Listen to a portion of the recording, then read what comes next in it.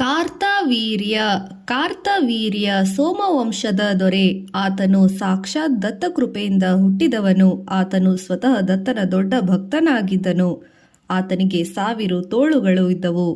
ಆತನು ತನ್ನ ರಾಜ್ಯದಲ್ಲಿ ಯಾವ ಅನ್ಯಾಯವೂ ನಡೆಯದಂತೆ ಸ್ವತಃ ನೋಡಿಕೊಳ್ಳುತ್ತಿದ್ದನು. ವಿಶೇಷವಾದ ಶಕ್ತಿಯಿಂದ ಎಲ್ಲೆಡೆ ಸಂಚರಿಸುತ್ತಾ ದುಷ್ಟಗಳನ್ನು ಶಿಕ್ಷಿಸುತ್ತಾ ಸಜ್ಜನರನ್ನು ರಕ್ಷಿಸುತ್ತಾ ಅವನ ಕೆಲಸವು ತೊಡಗಿದನು. ರಾಜ್ಯದಲ್ಲಿ ಚೆನ್ನಾಗಿ ಮಳೆ ಬೆಳೆಗಳು ಆಗುತ್ತಿದ್ದವು. ಜನರು ಸುಖವಾಗಿದ್ದರು. ಹೀಗೆ ಅನೇಕ ವರ್ಷ ಕಾರ್ತವೀರ್ಯಾರ್ಜುನ ರಾಜ್ಯಭಾರ ಮಾಡಿದನು. ಕೊನೆಗೊಂದು ದಿನ ಆತನು ಜಮದಗ್ನಿ ಮಹರ್ಷಿಯ ಆಶ್ರಮಕ್ಕೆ ಬಂದನು. ಅಲ್ಲಿ ದೇವಲೋಕದ ಹಸು ಕಾಮಧೇನು ಇತ್ತು. ಅದರ ಬಲದಿಂದ ಜಮದಗ್ನಿಯು ಕಾರ್ತವೀರ್ಯನಿಗೂ ಆತನ ದೊಡ್ಡ ಸೈನ್ಯನಿಗೂ ಬೇಕಾದ ರುಚಿಯಾದ ಆಹಾರ ಕೊಟ್ಟು ತೃಪ್ತಿಗೊಳಿಸಿದನು. ಇದನ್ನು ನೋಡಿ ಧರ್ಮಿಷ್ಠನಾದ ಕಾರ್ತವೀರ್ಯಾರ್ಜುನನು ಒಂದು ಆಸೆ ಹುಟ್ಟಿತು. ಕೇಳಿದ್ದನ್ನು ಕೊಡುವ ಇಂಥ ಹಸು ರಾಜನಾದ ನನ್ನಿಲ್ಲಿರಬೇಕು. ಕಾಡಿನಲ್ಲಿರುವ ಈ ಋಷಿಗೇಕೆ ಇಂಥ ಅಪೂರ್ವ ವಸ್ತು? ಇದರ ಬದಲು 1000 ಹಸುಗಳು, ಬೇಕಾದಷ್ಟು ಹಣ ಇವೆಲ್ಲ ಈ ಋಷಿಗೆ ಕೊಟ್ಟರಾಯಿತು. ಕಾರ್ತವೀರ್ಯ ತನ್ನ ಯೋಜನೆಗಳನ್ನು ಜಮದಗ್ನಿಗೆ ತಿಳಿಸಿದನು. ಜಮದಗ್ನಿ, ಇದು ನಾನು ಪ್ರತಿದಿನ ಮಾಡುವ ಹೋಮಕ್ಕೆ ಬೇಕಾದ ಹಾಲನ್ನು ಕೊಡುವ ಹೋಮಧೇನು. ಇದನ್ನು ನೀನು ಬಯಸಬಾರದು ಎಂದನು. ಅಹಂಕಾರ ತಂದ ಕೇಡುವ ಕಾಲಕ್ಕೆ ಸಜ್ಜನರಿಗೂ ಕೆಟ್ಟ ಬುದ್ಧಿ ಬರುತ್ತದೆ. ಕಾರ್ತವೀರ್ಯನಿಗೂ ವಿವೇಕ ಬರಲಿಲ್ಲ. ರಾಜ್ಯದಲ್ಲಿರುವ ಅಮೂಲ್ಯ ವಸ್ತುಗಳನ್ನೆಲ್ಲ ರಾಜನಿಗೆ ಸೇರಿದ್ದು. ಆದ್ದರಿಂದ ಈ ಹಸುವಿನ ಮೇಲೂ ನನಗೆ ಅಧಿಕಾರವಿದೆ ಎಂದು ತೀರ್ಮಾನ ಕೊಟ್ಟು ಬಿಟ್ಟನು. 1000 ಹಸುಗಳನ್ನು, ಬೇಕಾದಷ್ಟು ಹಣವನ್ನು ಜಮದಗ್ನಿಯ ಮುಂದಿಟ್ಟು ಬಲವಂತದಿಂದ ಕಾಮಧೇನುವನ್ನು ಎಳೆದುಕೊಂಡು ಹೋದನು. ಜಮದಗ್ನಿಗೆ 4 ಜನ ಗಂಡು ಮಕ್ಕಳು. ಅವರಲ್ಲಿ ಕಡೆಯವನು ಪರಶುರಾಮ. ಯಾವಾಗಲೂ ಕೊಡಲಿಯನ್ನು ಹೆಗಲಲ್ಲಿ ಹೇರಿಸಿಕೊಂಡು ಓಡಾಡುತ್ತಿದ್ದನು. ಮಹಾಶೂರ. ಅವನು ಆಶ್ರಮಕ್ಕೆ ಬಂದಾಗ ಕಾರ್ತವೀರ್ಯ ಧೇನುವನ್ನು ಸೆಳೆದುಕೊಂಡು ಹೋದದ್ದು ತಿಳಿಯಿತು. ಪರಶುರಾಮನಿಗೆ ತುಂಬಾ ಸಿಟ್ಟು ಬಂತು. ಅವನು ಕೂಡಲೇ ತನ್ನ ಕೊಡಲಿಯನ್ನೆತ್ತಿಕೊಂಡು ಪಟ್ಟಣದ ಕಡೆಗೆ ಧಾವಿಸಿದನು. ಅಲ್ಲಿ ಕಾರ್ತವೀರ್ಯಾರ್ಜುನನು ಎದುರಿಸಿದನು. ಯುದ್ಧ ಮಾಡಿ ಅವನ ಸೈನ್ಯವನ್ನು ನಾಶಪಡಿಸಿದನು. ಅನಂತರ ಮಹಾಶೂರನಾದ ಕಾರ್ತವೀರ್ಯನನ್ನು ಕೊಂದನು. ಭಕ್ತನಾದ ಕಾರ್ತವೀರ್ಯನು ಗುರುವಾರ ದತ್ತನ ಸ್ಮರಣೆ ಮಾಡುತ್ತಾ ದತ್ತನೇ ಪರಶುರಾಮನ ಅವತಾರದಲ್ಲಿ ಬಂದಿದ್ದಾನೆಂದು ನಂಬಿ ಪ್ರಾಣ ಬಿಟ್ಟನು. ಇದರಿಂದ ಅವನಿಗೆ ಸದ್ಗತಿಯಾಯಿತು. ಪರಶುರಾಮನಿಗೆ ಉಪದೇಶ. ಕಾರ್ತವೀರ್ಯನಿಗೆ 100 ಜನ ಮಕ್ಕಳು. ಅವರಿಗೆ ತಮ್ಮ ತಂದೆಯನ್ನು ಪರಶುರಾಮ ಕೊಂದದ್ದು ಕೇಳಿ ದುಃಖವಾಯಿತು. ಅವರು ತಮ್ಮ ತಂದೆಯನ್ನು ಯಾರು ಕೊಂದರೋ ಅವನ ತಂದೆಯನ್ನು ನಾವು ಕೊಲ್ಲಬೇಕೆಂದು ಜಮದಗ್ನಿಯ ಆಶ್ರಮಕ್ಕೆ ಬಂದರು. ಆ ಸಮಯದಲ್ಲಿ ಅಲ್ಲಿ ಪರಶುರಾಮ ಇರಲಿಲ್ಲ. ಜಮದಗ್ನಿ ಧ್ಯಾನದಲ್ಲಿದ್ದನು. ಈ ರಾಜಪುತ್ರರು ಆತನನ್ನು ಕೊಲ್ಲಲು ಸುತ್ತುವರಿದರು. ಜಮದಗ್ನಿಯ ಹೆಂಡತಿ ರೇಣುಕೆ ಎಷ್ಟು ಬುದ್ಧಿ ಹೇಳಿದರೂ ಕೇಳಲಿಲ್ಲ. ಅವರು ಆ ಋಷಿಯನ್ನು ಕೊಂದೇ ಬಿಟ್ಟರು. ಕೆಲ ಹೊತ್ತಿನ ಮೇಲೆ ಬಂದ ಪರಶುರಾಮನು ಆದುದನ್ನೆಲ್ಲ ಕಂಡನು. ಆತನಿಗೆ ದುಃಖವೂ ರೋಷವೂ ಒಮ್ಮೆಲೇ ಉಂಟಾಯಿತು. ಈ ಭೂಮಿಯ ಮೇಲಿರುವ ಅಹಂಕಾರದ ದರ್ಪದ ಕ್ಷತ್ರಿಯರನ್ನೆಲ್ಲ ನಾಶ ಮಾಡುವೆ ಎಂದು ಪಣ ತೊಟ್ಟನು. ನೆಟ್ಟಗೆ ಪಟ್ಟಣಕ್ಕೆ ಹೋದನು. ಕಾರ್ತವೀರ್ಯನ ಮಕ್ಕಳನ್ನೆಲ್ಲ ಎದುರಿಸಿ ಕೊಂದನು. ಅರಮನೆಯನ್ನು, ರಾಜಧ್ವಜವನ್ನು ನೆಲಸಮ ಮಾಡಿದನು. ಆಶ್ರಮಕ್ಕೆ ಹಿಂತಿರುಗಿದ ಪರಶುರಾಮನ ತಾಯಿಯು ಅಪ್ಪಣೆಯಂತೆ ತಂದೆಯ ದೇಹವನ್ನು ತೆಗೆದುಕೊಂಡು ಆಕೆಯೊಡನೆ ಸಹ್ಯಗಿರಿಗೆ ಬಂದನು. ಅಲ್ಲಿ ದತ್ತಾತ್ರೇಯನ ದರ್ಶನ ಮಾಡಿದನು. ಸ್ತೋತ್ರದ ಆತನ ಪ್ರೀತಿಯನ್ನು ಸಂಪಾದಿಸಿದನು. ದತ್ತನ ಮುಂದಾಳತ್ವದಲ್ಲಿ ತಂದೆಯ ಅಂತ್ಯಕ್ರಿಯೆಯನ್ನು ಮಾಡಿದನು. ತಾಯಿ ರೇಣುಕೆ ತಂದೆಯ ಚಿತೆಯನ್ನು ಹತ್ತಿ ಸಹಗಮನ ಮಾಡಿದಳು. ಸಹಗಮನವೆಂದರೆ ಗಂಡನು ಸತ್ತರೆ ಆತನೊಡನೆ ಅವನ ಹೆಂಡತಿಯೂ ಜೀವಂತವಾಗಿ ಬೆಂಕಿಗೆ ಹಾರಿಕೊಂಡು ಪ್ರಾಣ ಬಿಡುವುದು. ಗಿರಿನಾರ್ ಬಳಿಯ ಮಾತಾಪುರ ಎಂಬ ಸ್ಥಳಕ್ಕೆ ರೇಣುಕೆ ಸಹಗಮನ ಮಾಡಿದ ಕ್ಷೇತ್ರ ಎಂದು ಇಂದಿಗೂ ಪ್ರಸಿದ್ಧವಾಗಿದೆ.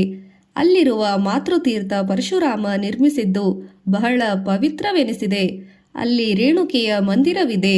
ಇಂದಿಗೂ ಈ ಪುಣ್ಯ ಸ್ಥಳವನ್ನು ಬಹುಜನ ಸಂದರ್ಶಿಸುತ್ತಾರೆ. ತಂದೆ ತಾಯಿಗಳಿಬ್ಬರು ಕಳೆದುಕೊಂಡ ತಬ್ಬಲಿಯಾದ ಪರಶುರಾಮನಿಗೆ ದತ್ತಾತ್ರೇಯನು ಅಭಯ ಕೊಟ್ಟನು. ಜ್ಞಾನದ ಉಪದೇಶ ಮಾಡಿದನು. ಆತನಿಗೆ ಮಾಡಿದ ಅಮೂಲ್ಯವಾದ ಉಪದೇಶ ತ್ರಿಪುರಾ ರಹಸ್ಯ ಎಂಬ ಹೆಸರಿನಿಂದ ಪ್ರಸಿದ್ಧವಾಗಿದೆ. ಭೂಮಿಯ ಮೇಲಿದ್ದ ಕ್ಷತ್ರಿಯನ್ನೆಲ್ಲ ನಿರ್ಮೂಲ ಮಾಡಿದ ಪರಶುರಾಮ ದತ್ತಾತ್ರೇಯನ ಅಪ್ಪಣೆಯಂತೆ ದೊಡ್ಡ ಯಜ್ಞ ಮಾಡಿದನು. ಭೂಮಿಯನ್ನು ಆಳುತ್ತಿದ್ದ ಕ್ಷತ್ರಿಯನ್ನೆಲ್ಲ ಕೊಂದದ್ದರಿಂದ ಭೂಮಿಯೆಲ್ಲ ಅವನಿಗೆ ಸೇರಿತು. ಹೀಗೆ ತಾನು ಗೆದ್ದ ಭೂಮಿಯನ್ನೆಲ್ಲ ಕಶ್ಯಪ ಋಷಿಗೆ ದಾನ ಮಾಡಿದನು. ಅನಂತರ ತಾನು ಇಂದಿನ ಕರ್ನಾಟಕ ರಾಜ್ಯದ ಪಶ್ಚಿಮ ಕರಾವಳಿಯಲ್ಲಿರುವ ಕೊಂಕಣಪಟ್ಟಿಯಲ್ಲಿ ತಪೋನಿರತನಾದನು. ಋತುಧ್ವಜ ಮತ್ತು ಮದಾಲಸೆ ಋತುಧ್ವಜ ಸೋಮವಂಶದ ಇನ್ನೊಬ್ಬ ದೊರೆ ಶತ್ರುಜಿತ. ಆತನ ಮಗ ಋತಧ್ವಜ ಇವನು ಒಳ್ಳೆಯ ವಿದ್ವಾಂಸನು ಪರಾಕ್ರಮಿಯೂ ಆಗಿದ್ದನು. ಇವನು ಚಿಕ್ಕವನಿದ್ದಾಗ ಗಾವಲ್ ಎಂಬ ಋಷಿಗಳ ಅಪೇಕ್ಷೆಯಂತೆ ಅವರು ಯಾಗಗಳನ್ನು ಕಾಯಲು ಹೋದನು. ಅವರ ಯಾಗ ಕೆಡಿಸಲು ಸದಾ ಬರುತ್ತಿದ್ದ ರಾಕ್ಷಸರಲ್ಲಿ ಒಬ್ಬ ಪಾತಾಲಕೇತು ಆ ರಾಕ್ಷಸನನ್ನು ಋತಧ್ವಜ ಬಾಣ ಬಿಟ್ಟು ಓಡಿಸಿಕೊಂಡು ಹೋದನು. ಆ ರಾಕ್ಷಸನು ಒಂದು ಗವಿಯಲ್ಲಿ ಹೊಕ್ಕನು. ಋತಧ್ವಜ ಅವನ ಹಿಂದೆಯೇ ಹೋದನು. ಸ್ವಲ್ಪ ದೂರ ಹೋದ ಮೇಲೆ ಆ ಗವಿಯಲ್ಲಿ ಒಂದು ಸುಂದರ ಅರಮನೆ ಕಾಣಿಸಿತು. ಅಲ್ಲಿ ಇಬ್ಬರು ಹೆಂಗಸರು ದುಃಖಿತರಾಗಿ ಕುಳಿತಿದ್ದರು. ಅವರಲ್ಲಿ ತಪಸ್ವಿಯ ಮಗಳಾದ ಕುಂಡಲೆ ಎಂಬುವಳು ಒಬ್ಬಳು. ಅವಳ ಸ್ನೇಹಿತೆ ವಿದ್ವಾಂಸಳು ಎಂದು ಗಂಧರ್ವರಾಜನ ಮಗಳು.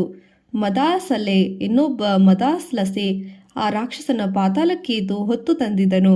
ಆಗ ಅವಳ ಜೊತೆಯಲ್ಲಿ ಅವಳ ರಕ್ಷಣೆಗಾಗಿ ಸ್ನೇಹದಿಂದ ಬಂದಿದ್ದಳು ಕುಂಡಲೆ.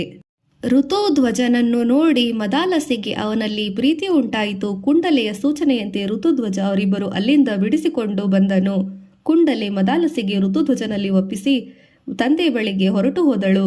ಋತುಧ್ವಜ ಮದಾಲಸೆಯರು ಗಾವಲರ ಆಶ್ರಮಕ್ಕೆ ಹೊರಟರು. ದಾರಿಯಲ್ಲಿ ಪಾತಾಳಕೇತು ಮತ್ತೆ ಋತುಧ್ವಜನಿಗೆ ಎದುರಾದರು. ಇಬ್ಬರಿಗೂ ಯುದ್ಧವಾಯಿತು. ಪಾತಾಳಕೇತು ಸತ್ತು ಹೋದನು. ಗಾವಲ ಋಷಿಗಳ ಆಶೀರ್ವಾದ ಪಡೆದು ಋತುಧ್ವಜ ಮದಾಲಸೆಯರು ಪಟ್ಟಣಕ್ಕೆ ಬಂದರು. ಶತ್ರುಜಿತನಿಗೆ ಮಗ ಸೊಸೆಯರನ್ನು ಕಂಡು ಸಂತೋಷವಾಯಿತು. ಕೆಲವು ದಿನ ಎಲ್ಲರೂ ಸುಖವಾಗಿದ್ದರು. ಕಪಟ ಋಷಿ ಒಂದು ದಿನ ಋತಧ್ವಜ ಬೇಟೆಗಾಗಿ ಕಾಡಿಗೆ ಹೋದನು. ಬೇಟೆಯಾಡುತ್ತಿದ್ದ ಈತನು ತನ್ನ ಗುಂಪಿನಲ್ಲಿ ಬೇರೆಯಾದನು. ಈತನು ಬರುವ ಮಾರ್ಗದಲ್ಲಿ ಒಂದು ಆಶ್ರಮ ಕಾಣಿಸಿತು.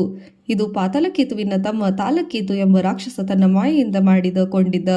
ತನ್ನ ಅಣ್ಣನನ್ನು ಕೊಂದವನ ಮೇಲೆ ಸೇಟಿ ತೀರಿಸಿಕೊಳ್ಳಲು ಅವನು ಹೀಗೆ ಮಾಡಿ ಆ ಆಶ್ರಮದಲ್ಲಿ ತಾನೇ ಋಷಿಯ ವೇಷದಿಂದ ಕುಳಿತಿದ್ದನು. ಆಗಿನ ಕಾಲದಲ್ಲಿ ರಾಜರುಗಳು ಋಷಿಗಳು ದೊಡ್ಡವರನ್ನು ಕಂಡರೆ ಗೌರವಿಸುವುದು, ಅವರಿಗೆ ಬೇಕಾದದನ್ನು ಕೊಡುವುದು ಪದ್ಧತಿ. ಋತುಧ್ವಜ ಈ ಋಷಿ ವೇಷದವನಿಗೆ ನಮಸ್ಕರಿಸಿ ಕುಳಿತನು. ಆಗ ಆ ಕಪಟ ಋಷಿ ತಾನೊಂದು ಯಜ್ಞ ಮಾಡುವುದಾಗಿ ಅದಕ್ಕೆ ಸಹಾಯ ಮಾಡಬೇಕೆಂದು ಹೇಳಿದನು. ಋತುಧ್ವಜ ಆಗಲೆಂದು ಒಪ್ಪಿದನು. ಆಗ ಆ ಮೋಸಗಾರನು, ರಾಜ, ನಿನ್ನ ಕತ್ತಿನಲ್ಲಿರುವ ಕಂಠಿಹಾರವನ್ನು ಕೊಡು, ಅಷ್ಟೇ ನನಗೆ ಸಾಕು ಎಂದನು. ಋತುಧ್ವಜ ತಕ್ಷಣ ತನ್ನ ಕಂಠಿಹಾರವನ್ನು ತೆಗೆದುಕೊಟ್ಟನು. ಆಗ ಆ ಋಷಿ ವೇಷಧಾರಿಯಾದವನು, ರಾಜ, ನೀನು ಇಲ್ಲೇ ಕುಳಿತಿರು, ನಾನು ನನಗೆ ಬೇಕಾದ ಸಾಮಾನುಗಳನ್ನು ತೆಗೆದುಕೊಂಡು ಬೇಗ ಬರುವೆ ಎಂದು ಹೇಳಿ ಋತುಧ್ವಜವನ್ನು ಆಶ್ರಮದಲ್ಲಿ ಕೂರಿಸಿ ಹೊರಟು ಹೋದನು. ಆ ವೇಷಧಾರಿ ರಾಕ್ಷಸನು ನೆಟ್ಟಗೆ ಶತ್ರುಜಿತನ ಅರಮನೆಗೆ ಬಂದನು. ಅಲ್ಲಿ ಋತುಧ್ವಜನ ಕಂಠಿಹಾರವನ್ನು ತೋರಿಸಿ, ಕಾಡಿನಲ್ಲಿ ತಾಲಕೇತು ಋತುಧ್ವಜನನ್ನು ಕೊಂದು ಹಾಕಿದ ಪ್ರಾಣ ಹೋಗುವ ಈ ಹಾರವನ್ನು ಋತುಧ್ವಜ ನನಗೆ ಕೊಟ್ಟು ವಿಷಯವನ್ನು ನಿಮಗೆ ತಿಳಿಸಲು ಹೇಳಿದ ಎಂದು ಸುಳ್ಳು ನುಡಿದನು. ಹೀಗೆ ಅಸತ್ಯವಾದ ವಾರ್ತೆಯನ್ನು ಕೇಳಿದ ಶತ್ರುಜಿತನು ನಡುಗಿ ಹೋದನು. ಮದಾಲಸೆ ತಾಳಲಾರದೆ ಬೆಂಕಿಗೆ ಹಾರಿಕೊಂಡಳು, ಸತ್ತು ಹೋದಳು. ತಾಲಕೇತು ಆಶ್ರಮಕ್ಕೆ ಹಿಂತಿರುಗಿದನು. ಋತುಧ್ವಜನನ್ನು ಬೀಳ್ಕೊಟ್ಟನು. ಋತುಧ್ವಜ ಬೇಗನೆ ತನ್ನ ನಗರಕ್ಕೆ ಬಂದನು. ಮದಾಲಸೆ ಸತ್ತು ಹೋದಳು ಎಂದು ಕೇಳಿ ದುಃಖಿತನಾದನು. ರಾಜಕೋಶಗಳನ್ನು ತೊರೆದು ಕಾಡಿಗೆ ಹೋಗಿಬಿಟ್ಟನು.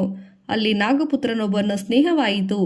ಅವನ ಸಾಹಸದಿಂದ ಋತುಧ್ವಜನಿಗೆ ಶಿವನ ಕೃಪೆಯಾಯಿತು. ಮತ್ತೆ ಮದಾಲಸೆಯನ್ನು ಪಡೆದನು. ಶತ್ರುಜಿತನಿಗೆ ಆಶ್ಚರ್ಯ, ಸಂತೋಷ. ಋತುಧ್ವಜನಿಗೆ ಪಟ್ಟ ಕಟ್ಟಿ ಅವನು ಕಾಡಿಗೆ ಹೋದನು. ಋತುಧ್ವಜ ಮದಾಲಸೆಯರು ಸುಖವಾಗಿದ್ದರು. ಶಿವಪ್ರಸಾದದಿಂದ ಮದಾಲಸೆ ಒಳ್ಳೆ ಜ್ಞಾನಿಯಾಗಿದ್ದಳು, ದೈವಭಕ್ತಿಯಾಗಿದ್ದಳು. ಆಕೆಯ ಮಗ ಹುಟ್ಟಿದನು. ಕೂಡಲೇ ಆಕೆಯು ಆ ಮಗುವಿಗೆ ದಿವ್ಯ ಜ್ಞಾನವನ್ನು ಬೋಧಿಸಿದಳು. ಈ ದೇಹ ಎಂದೆಂದಿಗೂ ಇರುವುದಿಲ್ಲ. ಪ್ರಪಂಚದ ಸುಖದಲ್ಲಿ ನಿಜವಾದ ಸುಖ ಇಲ್ಲ. ನಿನ್ನ ನಿಜವಾದ ಸ್ವರೂಪ ತಿಳಿದುಕೋ, ಅದರಲ್ಲೇ ಸುಖವಿದೆ. ಇದರಿಂದ ಆ ಮಗನು ಲೋಕದ ವಿಷಯದಲ್ಲಿ ಉದಾಸೀನನಾಗಿ ಬಿಟ್ಟನು. ಮುಂದೆ ಆದ ಇಬ್ಬರು ಮಕ್ಕಳಿಗೂ ಆಕೆ ಇದೇ ಬೋಧಿಸಿದಳು. ಆದ್ದರಿಂದ ರಾಜ ತನ್ನ 4ನೇ ಮಗನಾದರೂ ತನ್ನಂತೆ ಆಗಬೇಕೆಂದು ಬಯಸಿದನು. ಮದಾಲಸೆ ಅವನಿಗೆ ಬೋಧಿಸಲಿಲ್ಲ. ಅವನೇ ಅಲರ್ಕ. ಅವನು ರಾಜನ ಮಗನಂತೆ ಬೆಳೆದನು. ತಾಯಿಯ ಉಡುಗೊರೆ. ಅಲರ್ಕ ರಾಜವಿದ್ಯೆಯನ್ನೆಲ್ಲ ಕಲಿತು ದೊಡ್ಡವನಾದನು. ಋತುಧ್ವಜ ಅವನಿಗೆ ರಾಜ್ಯಭಾರ ವಹಿಸಿಕೊಟ್ಟು ಮದಾಲಸೆಯೊಡನೆ ಕಾಡಿಗೆ ಹೊರಟು ಹೋದನು. ಆಗ ಮದಾಲಸೆ ಒಂದು ಪೆಟ್ಟಿಗೆಯನ್ನು ಅಲರ್ಕನಿಗೆ ಕೊಟ್ಟಳು. ಅತಿ ದೊಡ್ಡ ಕಷ್ಟ ಬಂದಾಗ ಅದನ್ನು ತೆಗೆದು ನೋಡು ಎಂದು ಹೇಳಿದಳು. ಇವರಿಗೆ ಮೊದಲೇ ಇಬ್ಬರು ಮಕ್ಕಳು ಕಾಡಿಗೆ ಹೊರಟು ಹೋಗಿದ್ದರು. ಅಲರ್ಕ ತನ್ನ ರಾಜ್ಯವನ್ನು ವಿಸ್ತರಿಸಿದ. ಸದಾ ಸುಖಪಟ್ಟುಕೊಂಡು ಐಶ್ವರ್ಯದಿಂದ ಮುಳುಗಿದ. ಇದನ್ನು ತಿಳಿದು ಅವನ ಅಣ್ಣಂದಿರಲ್ಲಿ ಒಬ್ಬನಾದ ಸುಭಾವಿಗೆ ಮರುಕು ಉಂಟಾಯಿತು. ಮದಾಲಸೆಯ ಮಗನಾಗಿ ನನ್ನ ಸಹೋದರನಾಗಿ ಅಲರ್ಕನಿಗೆ ಈ ಜಗತ್ತಿನ ವಿಷಯದಲ್ಲಿ ಆಸಕ್ತಿ ಕುಗ್ಗಲಿಲ್ಲವಲ್ಲ ಎಂದು ಚಿಂತೆಯಾಯಿತು. ಹೇಗಾದರೂ ಇವನಿಗೆ ಒಳ್ಳೆಯದನ್ನು ಮಾಡಬೇಕೆಂದು ಸುಭಾವು ಅಲರ್ಕನಲ್ಲಿ ಹೋದ. ತನ್ನ ಭಾಗದ ರಾಜ್ಯವನ್ನು ಕೊಡುವಂತೆ ಕೇಳಿದ. ಅಲರ್ಕ ದರ್ಪದಿಂದ ಅವನನ್ನು ತಿರಸ್ಕರಿಸಿ ಹೊರಗಟ್ಟಿದ. ಆಗ ಸುಭಾವು ಕಾಶಿರಾಜನೊಡನೆ ಕೂಡಿಕೊಂಡು ಅಲರ್ಕನ ಮೇಲೆ ಯುದ್ಧ ಮಾಡಿ ಗೆದ್ದ. ಸೋತ ಅಲರ್ಕ ಕಾಡಿಗೆ ಹೋದ. ತುಂಬಾ ದುಃಖಪಟ್ಟ, ಸಹಿಸಲಾರದಷ್ಟು ಯಾತನೆ ಪಟ್ಟ. ಆಗ ತಾಯಿಯ ಮಾತು ನೆನಪಾಯಿತು. ಆ ಪೆಟ್ಟಿಗೆ ತೆಗೆದ. ಅದರಲ್ಲಿ ಹೀಗೆ ಬರೆದ ಒಂದು ಕಾಗದವಿತ್ತು: ಸದಾ ಸಂಘವಿಲ್ಲದವನಾಗು, ಅದಾಗದಿದ್ದರೆ ಸಾಧುಗಳ ಸಂಘದಲ್ಲಿರು, ಹೀಗಾದರೆ ನಿನ್ನ ದುಃಖ ನಾಶವಾಗುವುದು. ಇಂಥ ಸಾಧುಗಳು ಎಲ್ಲಿದ್ದಾರೆ? ಅಲ್ಲಿ ಇಲ್ಲಿ ಹುಡುಕಿದಾಗ ಒಬ್ಬ ಸಾಧು ಸಿಕ್ಕಿದನು.